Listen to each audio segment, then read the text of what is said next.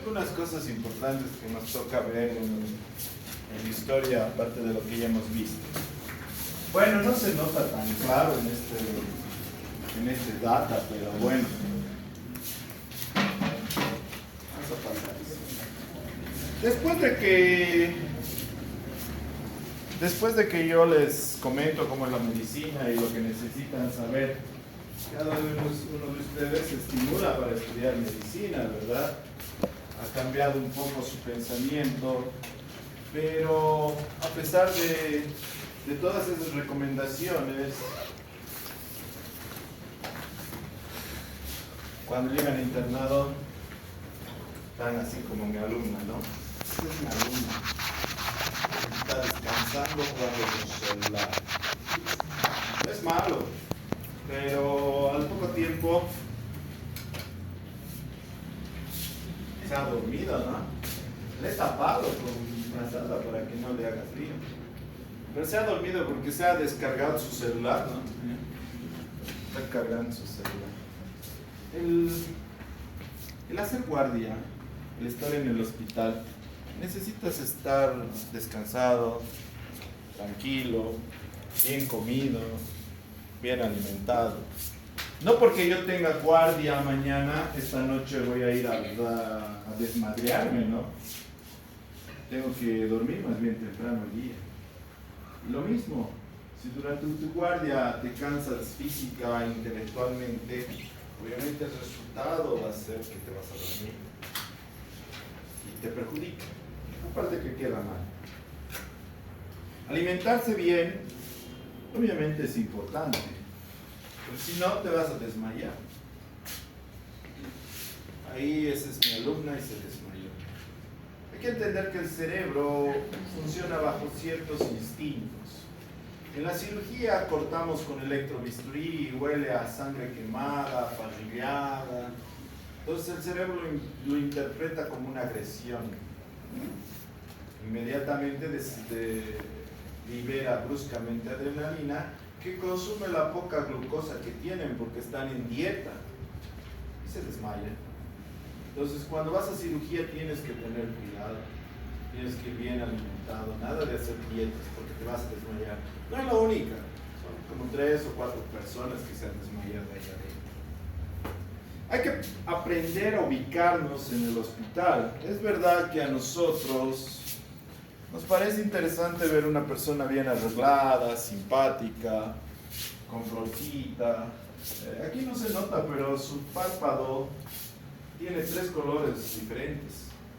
Sí, está bien, pero al hospital no vas a ganar un concurso de belleza. En el hospital tienes que tener la cara lavada como la papa. Nada de maquillaje, no necesitas esas cosas. ¿Entendido? Bueno, vamos a ver la parte de historia de la cirugía. La página 8, léame fuerte. Objetivos de aprendizaje. Conocimiento histórico. Comprender la evolución de la cirugía a lo largo de diferentes periodos históricos. Identificar hitos importantes y personajes claves en la historia de la cirugía. Punto 2. Análisis crítico. Evaluar la importancia de conocer la historia de la cirugía en la formación médica. Analizar cómo los avances en la cirugía estuvieron vinculados a creencias mágicas, religiosas y a la evolución del conocimiento médico. Punto 3. Conocimientos anatómicos. Aprender sobre la anatomía humana y animal a través de descripciones de cirujanos antiguos como Herófilo y Erasistrato. Punto 4. Desarrollo tecnológico. Reconocer la progresión de instrumentos quirúrgicos a lo largo del tiempo, desde el uso de pedernal, madera y hueso, hasta los instrumentos más avanzados en cirugía moderna. Punto 5. Conocimientos culturales. Entender cómo diferentes culturas como la Babilonia, Egipto, Grecia, Roma, India y las culturas precolombinas contribuyeron al desarrollo de la cirugía. Punto 6. Ética médica. Explorar el enfoque ético de médicos históricos como Hipócrates y la importancia del juramento hipocrático en la práctica médica. Punto 7. Avances técnicos en cirugía. Reconocer los 4 requisitos clínicos para considerar una intervención quirúrgica como una opción terapéutica viable y comprender cómo estos requisitos han evolucionado a lo largo del tiempo. Punto 8. Desarrollo de la cirugía científica. Aprender sobre cirujanos destacados en la cirugía científica como William Hasted y entender cómo transformaron la práctica quirúrgica. Punto 9. Identificación de hitos quirúrgicos. Reconocer contribuciones significativas de cirujanos como Birlock, Sauerbruch, Trendelenburg, Ren, Broca, von Bergman, Cushing, Kocher y James D. Harvey. Punto 10. Conciencia histórica en la práctica actual. Relacionar la evolución histórica de la cirugía con la práctica actual y comprender cómo la historia ha infundido en la cirugía moderna. Entonces, la historia tiene una importancia fundamental para nosotros, especialmente en nuestro proceso de aprendizaje. Todo procedimiento, todo proceso que ustedes quieran aprender de una manera más precisa y no olvidarse, empiecen por la historia. La historia de la cirugía ha sido obviamente un avance lento y difícil. Si nosotros nos remontamos a la prehistoria, muy poco se podría rescatar de la cirugía, ¿verdad? Pero hay que reconocer que el ser humano en estas primeras etapas lo que hacía era imitar el accionar de los animales. Si el animal tiene una herida en la pata, se lame para mantener esa herida limpia. Obviamente los humanos reproducían estas acciones y después transmitían ese conocimiento a las demás generaciones a través de pinturas. Reconocer que la medicina, sin la ayuda de la comprensión física y fisiológica, ni la comprensión anatómica, avanzó a grandes pasos en diferentes culturas. Hay que recordar que en Norteamérica y en Sudamérica se hacía como parte ritual la trepanación del cráneo. La trepanación quiere decir un orificio en la calota craneana. Este orificio en la calota craneana se veía que tenía placas de cicatrización, por lo tanto el paciente sobrevivió al procedimiento. Sí es útil cuando, digamos, te golpeas la mano, se hincha, ¿no? Se edematiza. Cuando te golpeas la cabeza, el cerebro tiende a edematizarse de la misma manera. Lamentablemente, como está atrapado en una estructura fija, lo que se hace son las amígdalas cerebrales se enclavan y mueres por una parada cardiorrespiratoria. Si en un trauma cerebral tú le haces un agujero, una trepanación, el cerebro se edematiza ahí, pasa el edema y el paciente puede sobrevivir. Si lo hacemos bajo esos principios y esas necesidades, obviamente sería un avance magnífico. Ahora, para sacar embrujos, diablos y otras cosas, obviamente no nos sirve. Ver que en Egipto, el papiro de Smith, que tiene casi 3000 años, nos hablaba de las curaciones de llagas, heridas, fracturas, tratamiento. Es decir, si vemos la cultura americana, norteamericana, sudamericana y la egipcia, eran bastante avanzados 3000 años antes de Cristo. Lamentablemente, lo digo lamentablemente, nosotros los médicos descendemos de la medicina griega y romana. Si nosotros buscamos en la historia de este planeta los médicos más incapaces, los que no saben medicina, de esos descendemos, de los griegos y los romanos. Eran los más inútiles de nuestro planeta.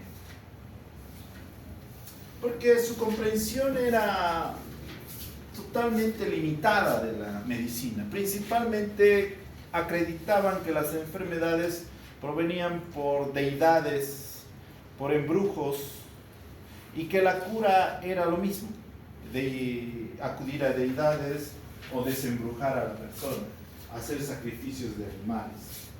A pesar de que Hipócrates, padre de la medicina, ha revolucionado esta medicina dando más crédito a acciones de una patología fisiológica que una patología de tipo espiritual. También hay que reconocer que Hipócrates, ¿quién era? Era un hijo de un mercader con mucho dinero. La única capacidad que le podemos reconocer a Hipócrates era su curiosidad. Era bastante curioso para aprender medicina. Y él entonces, en ese afán, viaja a la India, donde aprende medicina de Sushruta. Sushruta, 800 años antes de Cristo, describe esto. Si nosotros vemos claramente, es una célula en la India. Los materiales en la India para tratar a pacientes eran estos instrumentos, muy parecidos a los que usamos ahora. Utilizaban el catgut, utilizaban semillas de amapola, plantas como anestésico, es decir, te suturaban brindándote anestesia, curaban las heridas y suturaban. Fue a Medio Oriente donde Al-Safra practicaba los legrados uterinos, es decir, a esas personas que sangraban, tenían abortos, él hacía legrados uterinos y sobrevivían las personas. Fue a Egipto donde se practicaba las cirugías plásticas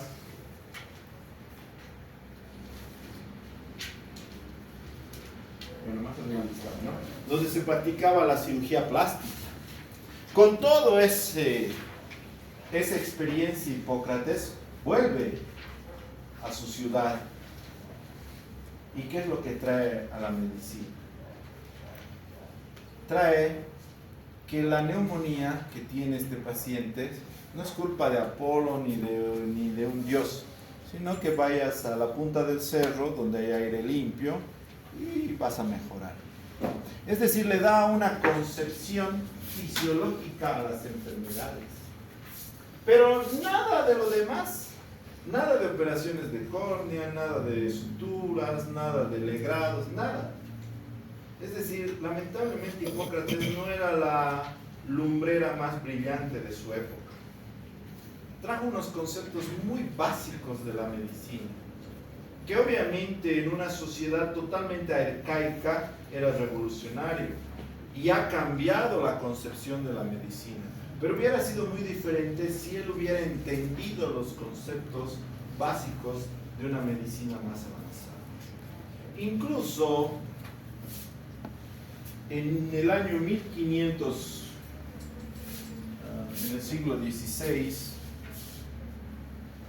este es un códice azteca.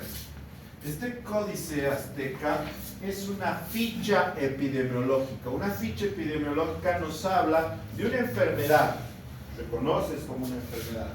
Reconoces cuánto tiempo pasa desde que estás en contacto con el paciente hasta exponer la enfermedad. Reconoce los síntomas de la enfermedad. Incluso plantea tratamientos y el riesgo de mortalidad. Esta es una ficha epidemiológica en el siglo XVI, hecha por un médico azteca cuando su sociedad se venía abajo porque llegaron los europeos con la viruela y estaban masacrando a todos. Pero él entendió y expresó en una ficha epidemiológica el problema que tenía. Obviamente, si hablamos de una ficha epidemiológica, en nuestro lado de la medicina recién apareció en 1950, la primera ficha epidemiológica. Desde todo punto de vista, desde cualquier continente, nuestra medicina era la más retrasada. Pero descendemos de eso. ¿Hemos mejorado? Sí. Todas estas medicinas se basaban, e incluso la nuestra, en herbolaria. Es decir, buscábamos la cura en diferentes plantas. Actualmente, por ejemplo, si te duele la barriga, te dan, ¿qué se llama esa mate de manzanilla, ¿no? Entonces, lo que hemos hecho los médicos, hemos hecho concentrar el componente químico de la manzanilla y lo damos como tableta. Es decir, gran parte de eso lo utilizamos. Lo que utilizaban en la Edad Media para reducir una luxación de hombro a través de tracciones, nosotros lo hemos mejorado. Hacemos tracciones con un conocimiento anatómico de la articulación y bajo una sedación anestésica. Es decir, seguimos traccionando los miembros para hacer la reducción de las articulaciones. Reducción quiere decir poner en su lugar, ¿no? Si sale la cabeza del húmero, ponerlo en su lugar, es decir, en accidentes. Hay cosas que obviamente no utilizamos, por ejemplo, esta es una pintura que tenemos un paciente que se está muriendo de fiebre y para que la fiebre baje, le cortan la barriga a un perro y le ponen encima para que absorba la enfermedad y la fiebre. Había cosas que el paciente, si sobrevivía, era a pesar del médico, porque en muchas fases de nuestra evolución todo era sangría. Tienes fiebre, sangría. Estás pálido, sangría. Es decir, la sangría no era positiva, ¿no? Era totalmente negativa. ¿Y a qué se debía esta ignorancia, si vale el término, de la medicina en esa época? Porque era en la Edad Media prohibido por la Iglesia hacer autopsias. Si tú estudiabas un cadáver, probablemente te convertías en otro cadáver. Era prohibidísimo. La Iglesia prohibía. Y era tal su desconocimiento que si ustedes ven en este dibujo de huesos, hay huesos que ni siquiera existen. Hay una comprensión no adecuada de la verdadera anatomía que existía. Y durante varios siglos era imposible hacer el estudio anatómico de los muertos. Por lo tanto, si no entiendes la anatomía y ves una lesión grave, tratamiento, amputación. Entonces, en la Edad Media, incluso hasta más antes del 1980, el médico era capaz, cuando tenía la habilidad de seccionar un miembro en 15 minutos. Entonces agarró y le cortaba en 15 minutos. ¿Qué tipo de anestesia usaban? Usaban anestesia enzimática. ¿Saben cómo es anestesia enzimática? Te subes encima del paciente. Muy efectiva.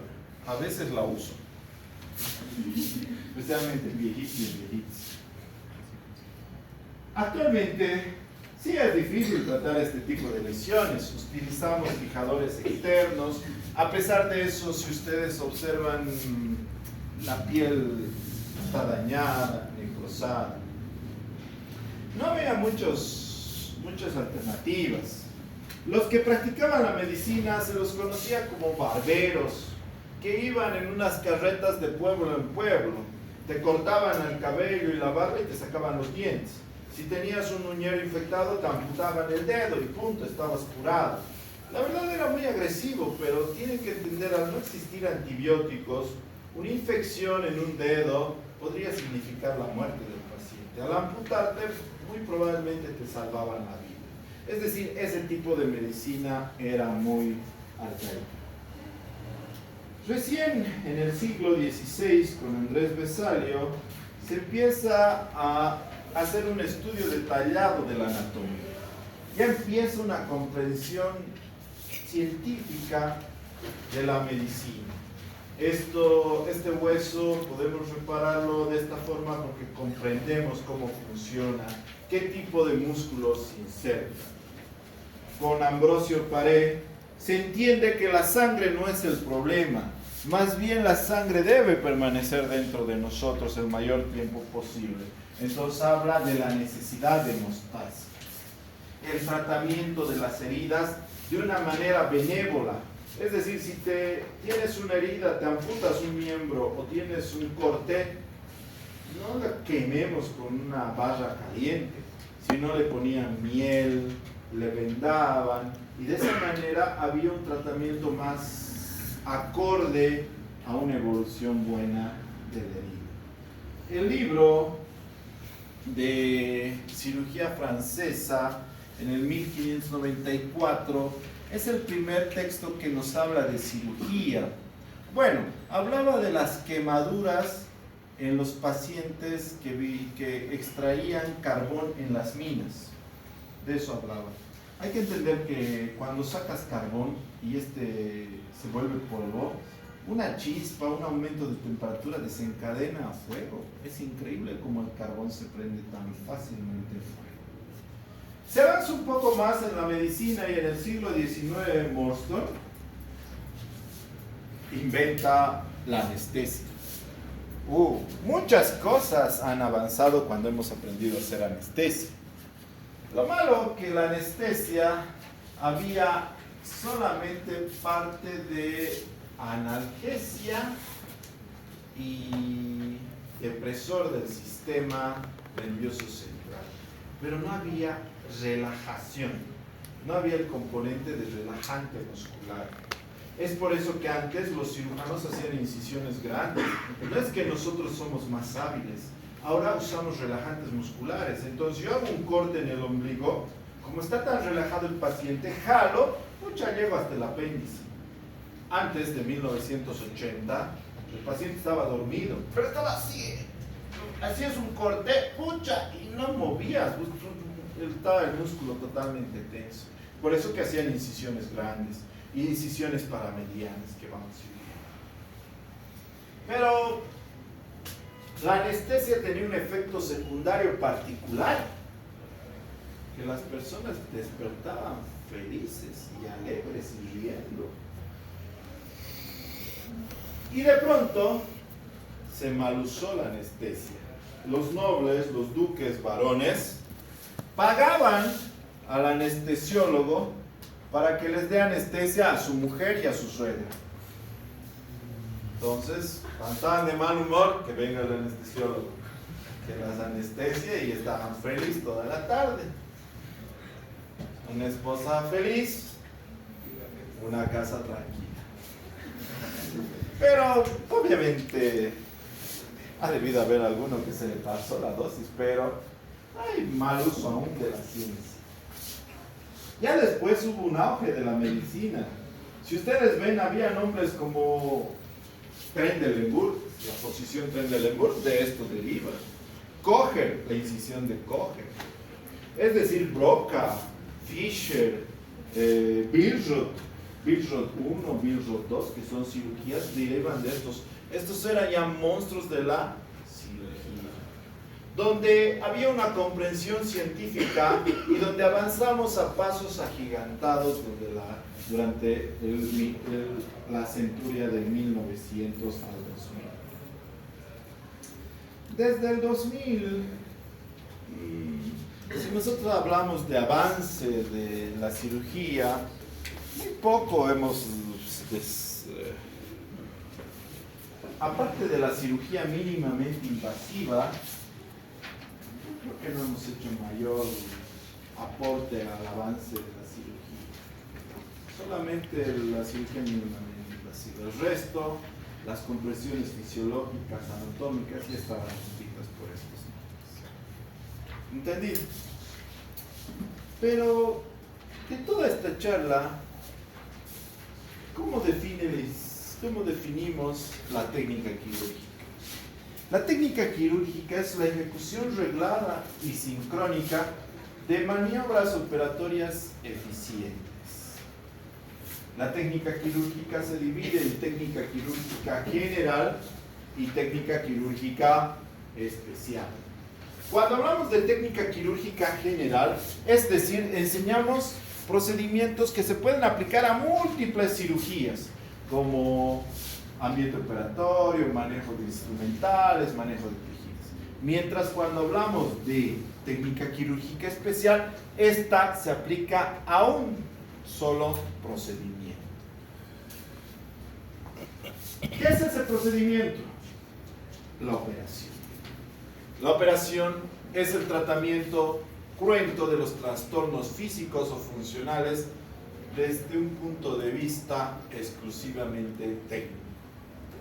donde está compuesto por la antisepsia, colocación de campos, diéresis, hemostasia, exploración, exéresis, drenajes y síntesis.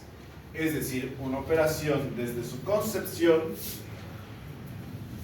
hasta su conclusión tiene todos estos aspectos técnicos. Las técnicas operatorias se clasifican en típicas y atípicas. Cuando hablamos de típicas, quiere decir que son procesos reglados en órganos normales y en una cirugía esperada. Es utilizada por cirujanos recién egresados, por órganos no complicados. Mientras una atípica es donde los tiempos operatorios no son reglados. Si digamos el apéndice en vez de estar en fosa ilíaca derecha está en la fosa ilíaca izquierda, hay que cambiar bruscamente los tiempos operatorios. O está muy complicado, hay una peritonitis. Normalmente las operaciones atípicas están realizadas, se deben ser realizados por cirujanos de experiencia, donde la cirugía está trazada en puntos muy grandes, donde dices mantener la asepsia, sacar el órgano y cerrar la pared. Listo, más o menos ese es el órgano. Pero el resto es dibujo libre. La cirugía sí ha avanzado bastante gracias a la estrategia y a la táctica quirúrgica. ¿Qué quiere decir esto? Si hace unos 30 años yo te operaba del apéndice, a tu cirugía venían tu papá, tu mamá, tu tío, tu abuelito, tu vecino, tu ex, tu futuro, tus amigos de la infancia, toda la cuadra, tus vecinos. Porque muy probablemente te morías. Es decir, te estaban viniendo a despedir. Actualmente ya no existe eso. Actualmente, si yo te opero del apéndice y no eres de acá, lo más probable es que la única persona que venga es tu mamá. A eso sí, tenlo en seguro, tu mamá siempre va a venir. Tu papá también te quiere, pero te va a llamar por teléfono: hola hijo, ¿cómo estás? Me llamas cuando salgas de cirugía. El resto ni va a venir. No es porque te quieran menos o te quieran más. El problema es que la cirugía ha llegado a un nivel de confiabilidad de que lo más probable es que no te pase nada. No te vas a morir.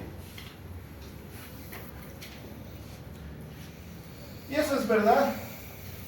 A ver, en diciembre del año pasado, no comí nada grasoso tampoco, pero agarré y me dio un dolor en el hipocondrio derecho.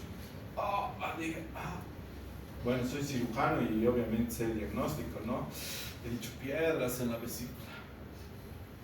Pero era cerca de Navidad, fiestas, vacaciones, diversión. ¿Para qué voy a arruinar la vida a todo el mundo? Entonces me tomé un omeprazol, fingiendo que no era vesícula. He dicho, debe ser una gastritis. Y lo bueno es que me ha pasado con el omeprazol. Me he mentido a mí mismo. Pero yo solo quería ganar el tiempo hasta enero. Entonces no me molestó de nuevo. Pero en enero no me volvió a molestar, por si acaso.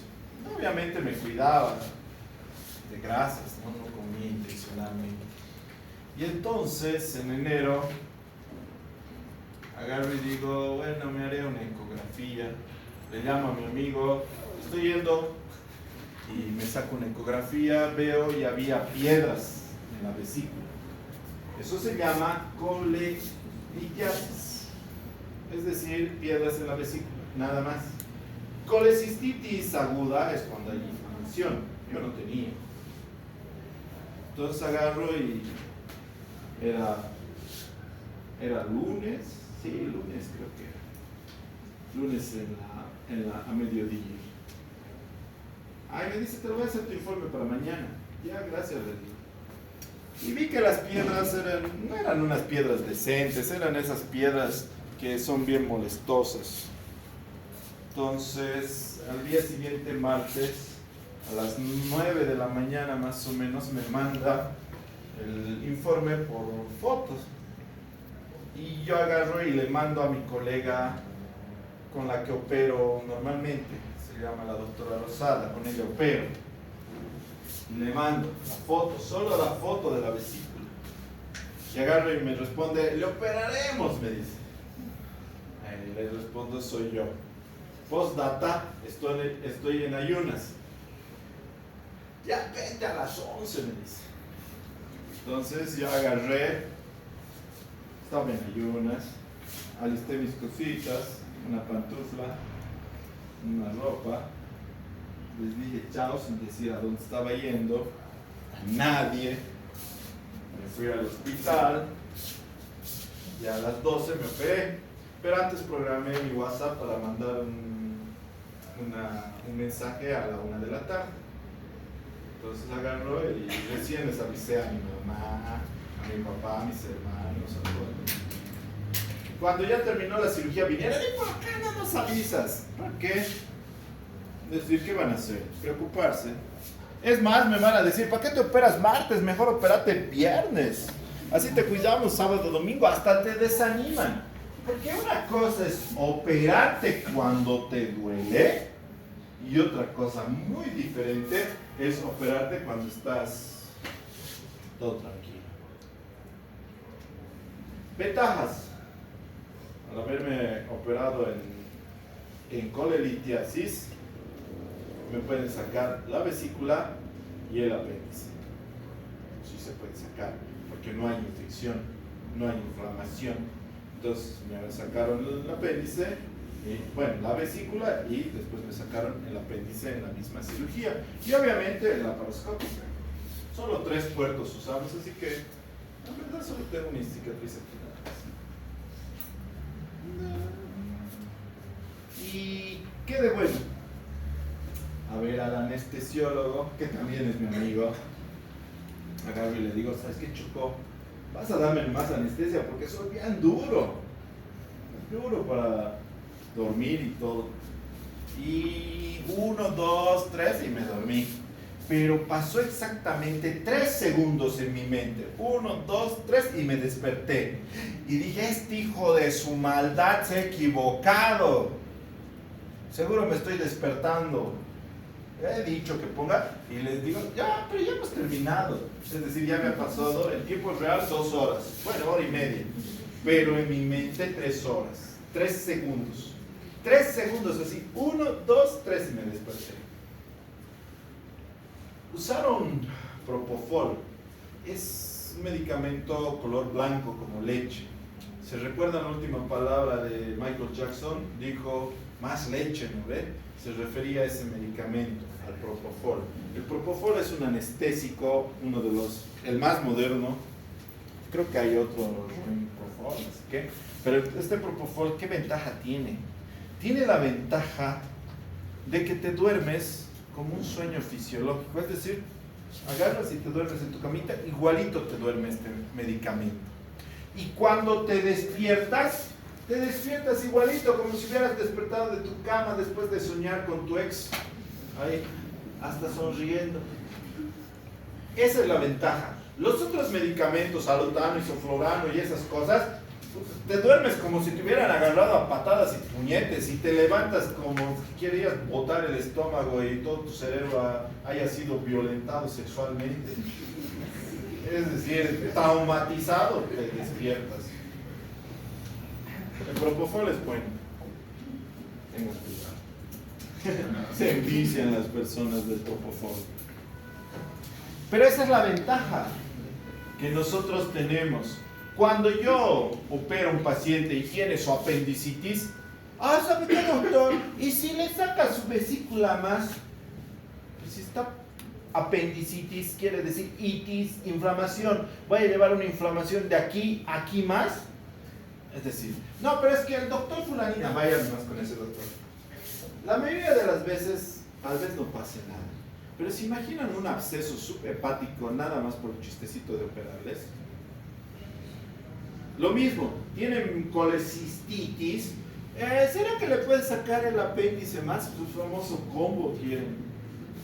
Le vamos a pagar 1,000 pesitos más. Sáquele su apéndice. Sí, puedo hacerlo, pero si vienes en colelitiasis, si vienes, no, se puede sacar por deporte apéndice, es decir, puedes venir y decir, sáqueme mi apéndice. Sí y no. Sí, ¿por cuándo? Bajo ciertas premisas. Por ejemplo, yo sé que todos los astronautas tienen apendicectomizados. Todos los astronautas son apendicectomizados. Imagínate que les dé apendicitis en la estación espacial. No ve. Los que van a la luna son apendicectomizados. Los que transportan esos barcos, no ve, que van y se pierden 6 meses en el océano, toditos esos son apendicectomizados profilácticos. Los que van al Polo Norte a hacer esos estudios de 6 meses son apendicectomizados. Profilácticamente lo hacemos. ¿Saben por qué? Porque en la época de Yuri Gagarin, que ha sido el primer cosmonauta de la Unión Soviética, al mismo tiempo que Yuri Gagarin estaba yendo al espacio, la Unión Soviética mandó una expedición al Polo Sur o Norte, no sé, al Polo Sur seguramente. Y quien se enfermó de apendicitis fue el médico. Porque fueron ingenieros todos y médicos. Y el que tuvo apendicitis fue el médico. Y él se operó con un espejo. Ahora imagínense cómo ha sido operado. Es decir, sinceramente no podría operar. No sé, no daría, Dios mío. Y sangró un montón más de paso, dice. Y él fue. ¿Por qué sé de Yuri Gagarin, de este médico? Porque los dos los pusieron como héroes nacionales en la Unión Soviética. Los dos en unas limusinas dieron la vuelta a la Plaza Roja porque eran héroes. Imagínate autooperarte. Entonces, desde esto, cualquier persona que va a perder contacto mucho tiempo con la civilización, si digamos, ¿sabe qué, doctor? Yo quiero estudiar a los tupi guaraníes allá en la selva durante 6 meses, sí puede hacer apendicectomía.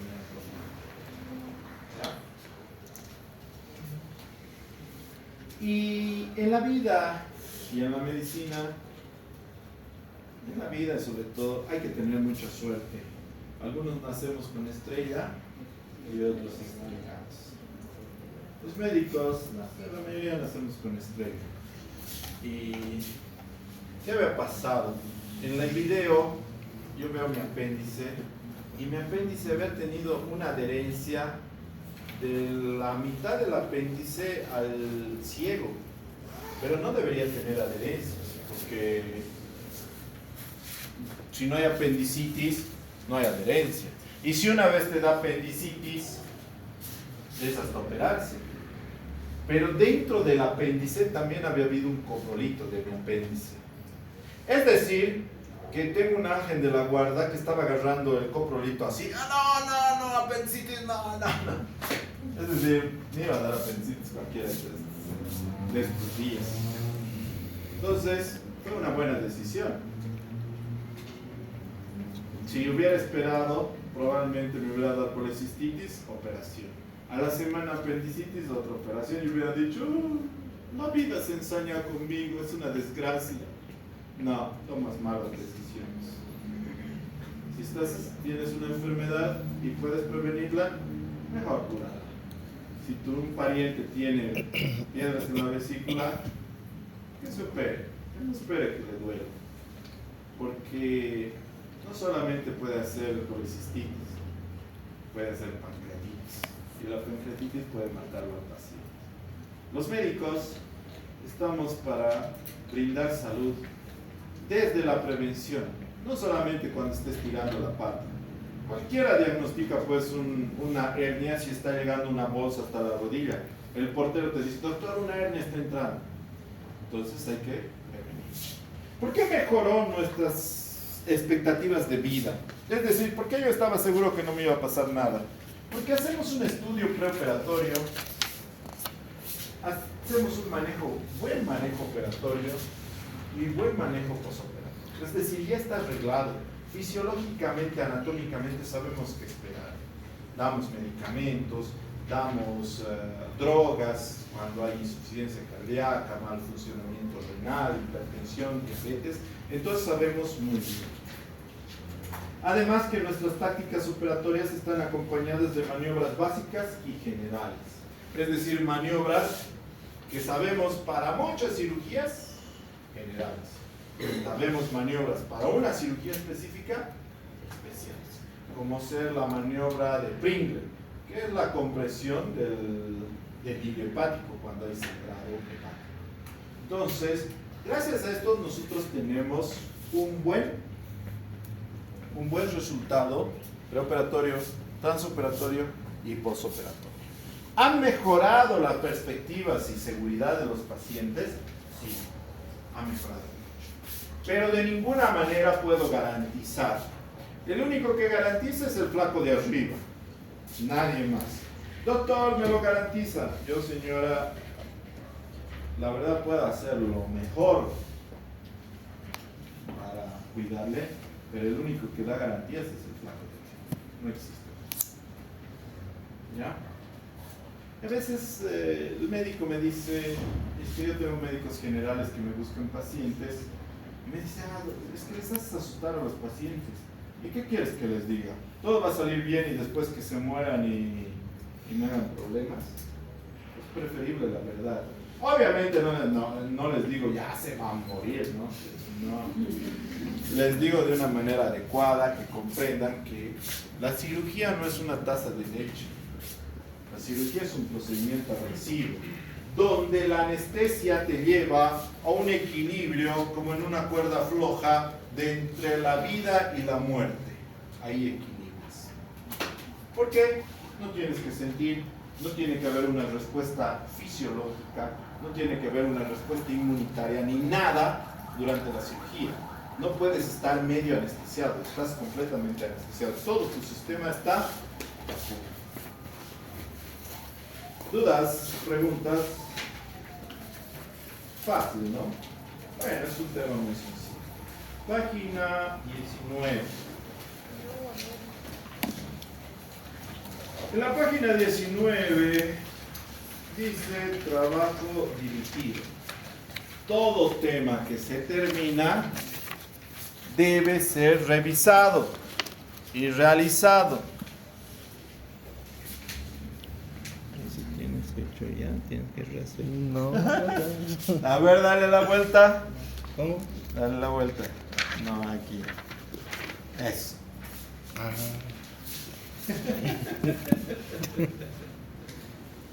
Pero hay algunas cosas que han aumentado. De todas maneras. 1. Realice un mapa conceptual para organizar y visualizar la información relacionada con la evolución de la cirugía a lo largo de la historia, resaltando los hitos de mayor importancia. Use resaltador para esto. 2. Realice una infografía del tema técnica quirúrgica, criterios a evaluar, claridad, contenido relevante, diseño, uso de elementos visuales y detalles del tema. Entonces, ese tema, para su trabajo dirigido, tiene eso. Ese trabajo tiene que presentarlo. Lo escriben y lo ponen ahí. Manuscrito. Nada a computadora no me interesa. Manuscrito.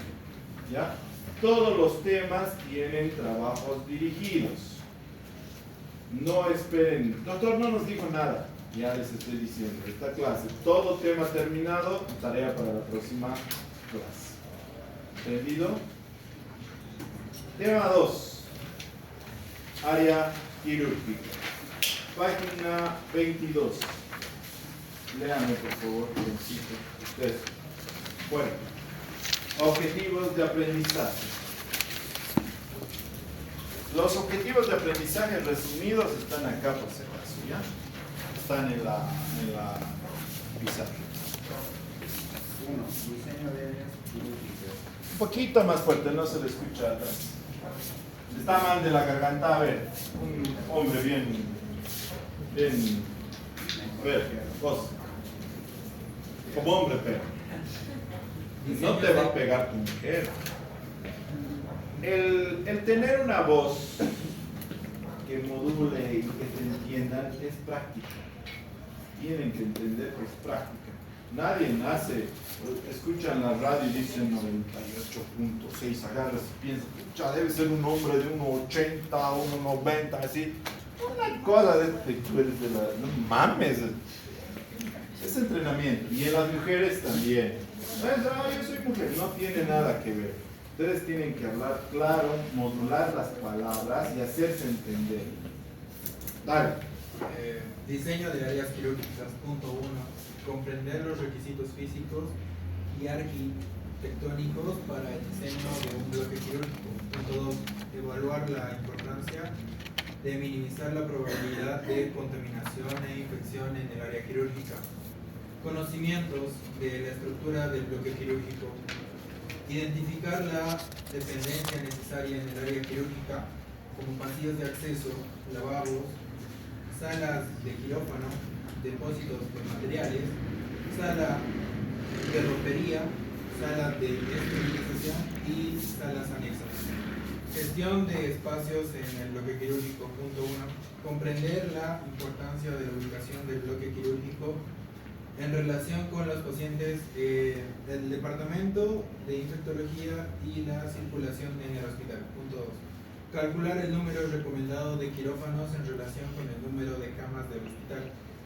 Comprensión de las áreas de quirófano.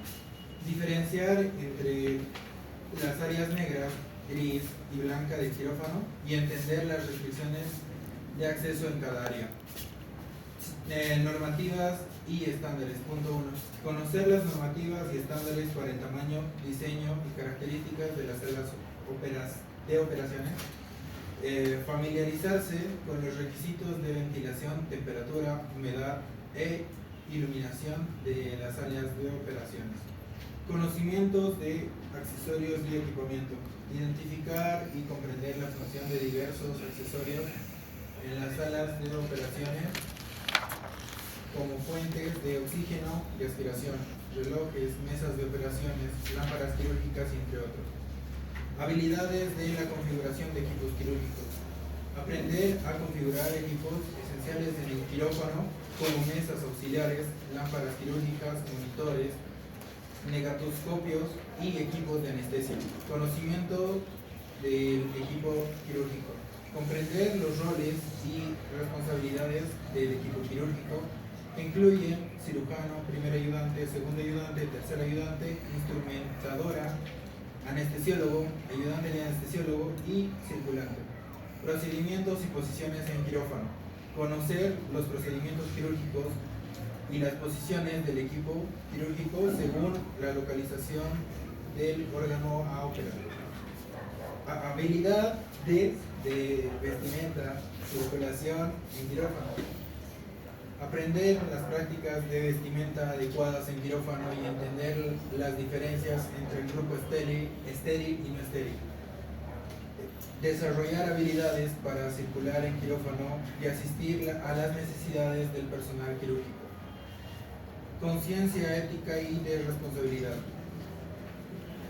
Comprender la importancia de la responsabilidad, probidad y dominio de sí mismo en el cirujano. Desarrollar una ética de trabajo colaborativa y centrada en el paciente en el equipo quirúrgico. ¿Ya terminaste? Sí. Entonces, el bloque quirúrgico es el área identificada dentro del hospital para realizar los diferentes procedimientos quirúrgicos. Quirófano, ¿qué contiene cada una de ellas y cómo debe de estar vestido en cada una de estas áreas? Para fines de control bacteriológico, las áreas de quirófanos se distribuyen en áreas de restricción o de protección, que tienen por objeto poner barreras al acceso de fuentes de contaminación bacteriana a la sala de operaciones propiamente dicha. Área negra. Es el área que funciona como frontera entre todas las instalaciones del hospital y el área de quirófanos. Es una verdadera zona amortiguadora de protección y de acceso en la que se supervisan las condiciones en que ingresan los pacientes. En dicha zona, el personal se baña y cambia de ropa, y se cumple con todo el trabajo administrativo y logístico relacionado con la cirugía. Área gris. Es una zona limpia que se caracteriza por tener amplios pasillos de circulación. Área negra, por donde área circula gris, ¿no? material e instrumental que se va a utilizar en la sala de operaciones. En esta zona se requiere portar uniforme completo, el cual consta de gorro, cubrebocas, traje quirúrgico y botas. Sus secciones son área de lavado quirúrgico, central de equipos y esterilización, cuarto de anestesia, sala de recuperación, cuarto de rayos X y cuartos sépticos. Podrá comunicarse con la sala de laboratorio, banco de sangre y el servicio de anatomía patológica. Lavabos. Área blanca. Es el área de mayor recepción. Comprende la sala de operaciones donde se llevan a cabo las intervenciones quirúrgicas. Se recomienda un cuarto de 36 metros cuadrados y 3 metros de altura. En la sala de operaciones encontramos mesa de operaciones, mesa auxiliar de riñón o de pasteur, mesa de mayo, cubeta de patada, tripié. Cabe mencionar que algunas salas de operaciones cuentan con materiales extras. Esto depende del tipo de cirugía que se vaya a realizar. Entonces, la complejidad del quirófano depende de los procesos. El quirófano más avanzado es un quirófano híbrido, que lo único que tiene es más tecnología, nada más. La nueva área quirúrgica del Hospital Universitario Fundación Jiménez Díaz incluye 2 quirófanos híbridos, es decir, con imagen integrada, y estamos especialmente orgullosos de ser el primer hospital público en España que dispone de resonancia magnética intraoperatoria. Esto significa que nuestros profesionales disponen de la tecnología de imagen más avanzada que refleja en tiempo real lo que está sucediendo en el campo quirúrgico. Las especialidades quirúrgicas que más se benefician de este tipo de salas son neurocirugía, cirugía vascular, cirugía torácica, cirugía ortopédica, especialmente en el área de la columna, y también la radiología intervencionista. Pero estamos seguros de que en el futuro otras especialidades se incorporarán a su uso.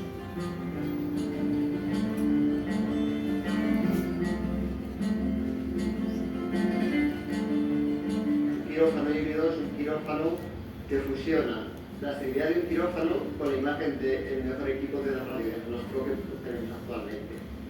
Esto nos facilita el poder hacer procedimientos que antes no hacíamos, hacer esos procedimientos con una mayor seguridad, con mejor calidad de imagen, usando menos contrastes, por lo tanto con mayor seguridad para el cirujano, mayor seguridad para el paciente, con menos problemas o menos posibles complicaciones a nivel nefrológico para el paciente, a nivel del riñón, y a la vez realizar pruebas en quirófano que antes necesitábamos realizar en una sala de radiodiagnóstico. Por lo tanto, podemos evitar el duplicar ese tipo de pruebas.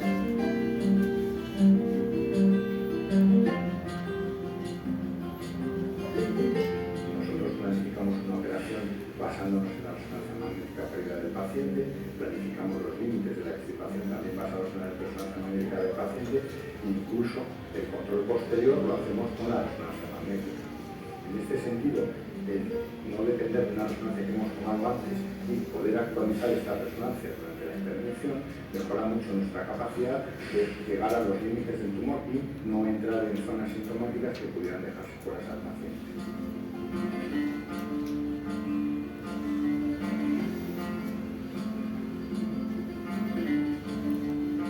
Este equipamiento nos permite que ahora la mayoría de patología aórtica, de aneurismas de aorta, nos podamos tratar de una forma menos invasiva, con endoprótesis en las que no necesitamos hacer incisiones abdominales, que simplemente un par de funciones inguinales, que permite al paciente una mejor recuperación, mucho más temprana, y que se pueda ir a casa mucho más rápidamente.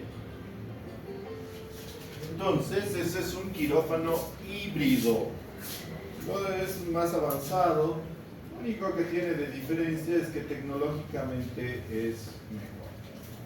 Tecnológicamente. El resto de los detalles sigue siendo el mismo.